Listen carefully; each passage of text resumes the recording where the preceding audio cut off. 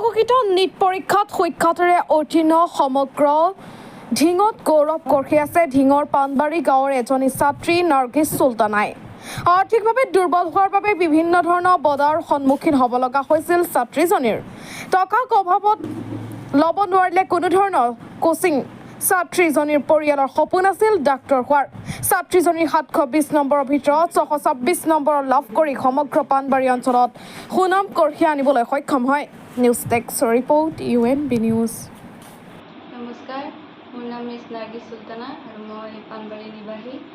তো এইবাৰ যিটো 2024 বৰ্ষৰ নীট এক্সাম হৈছিলে, এইটোত মই 626 নম্বৰ লাভ কৰি এইটো উত্তীৰ্ণ হৈছোঁ।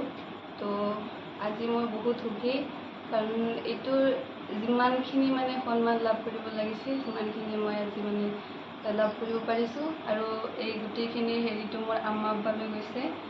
আব্বাক থেংক ইউ, আম্মাকো, আৰু আপোনালোককো ধন্যবাদ।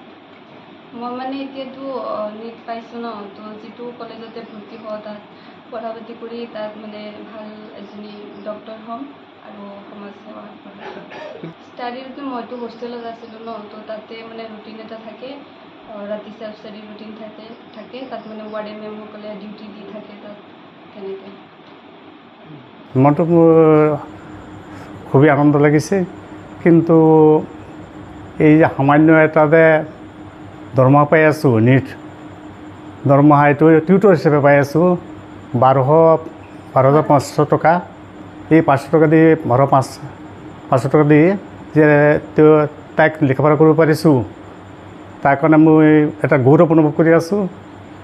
আৰু আমাৰ এই এনেকুৱা দুখীয়া পৰিয়ালত আৰু দুখীয়া গাঁৱত, পিছপৰা গাঁৱৰ পৰা যে তাই এনেদৰে উজ্বলাব পাৰিছে, তাৰ কাৰণে আমি সকলো আনন্দিত হৈছোঁ। মই বিশেষকৈ ক'ম যে আমাৰ পৰিয়ালবৰ্গত আজিলৈকে বেলেগ ডিপাৰ্টমেণ্টত একোৱেই পোৱা নাই, কোনেও লাভ কৰা নাই। আমিও জেনেৰেল শিক্ষা লৈছোঁ, কিন্তু আমাৰ দাদা ভাই ককাই চবেই জেনেৰেল শিক্ষাই লৈছে।